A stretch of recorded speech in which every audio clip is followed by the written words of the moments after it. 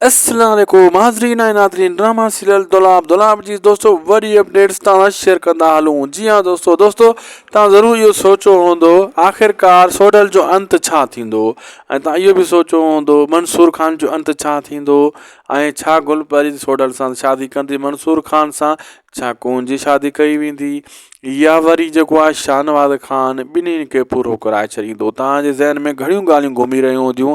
अॼु सभिनी जी जेका आहे न सोच जेका हिकु हूंदी उन्हनि जी अपडेट्स आहिनि हिकिड़े वीडियो में। इनखे आख़िर ताईं ॾिसंदा थी सघे त शायदि कोसो व्लॉग यूट्यूब चैनल खे सब्सक्राइब लाइक शेयर ज़रूरु कंदा। दोस्तों मां ॿुधाईंदो हलां त इहा छोकिरी खे जेको अली खान खे गोली लॻी आहे, थी सघे थो अली खान इन गोली में जेको आहे न मरी बि सघे थो। जी हाँ दोस्तों मूंखे नथो लॻे बची वेंदो इन गोली मां। ऐं ॿियो त इहो ॿुधाईंदो हलां तव्हांखे दोस्तों इहा छोकिरी जी तलाक थींदी कॾहिं बि कूंज इहा फिरी मंसूर खान खे मिलंदी। होरनि जेका आहे छोकिरी गुलपरी उहा त आहे ई हो सोडल जी ऐं सोडल जे ई निकाह में ईंदी बाद में। उन खां पहिरियां घणो गंद थींदा, घणो जहिड़ो दुलाब ड्रामे में हलंदो रहंदो, ॿिन्ही धुरनि खे नुक़सानु थींदो, रहज़न वारनि खे बि। ऐं शाहनवाज़ खान शैतान जॾहिं ज़ाहिर थींदो सभिनी खे ख़बर पवंदी इहो ई विढ़ाइण वारो आहे, हर शइ इहो ई करण वारो आहे, पोइ वॾो मसइलो थींदो इन्हनि जे लाइ, शाहनवाज़ खान जे लाइ, उन्हनि जे भाटियुनि जे लाइ।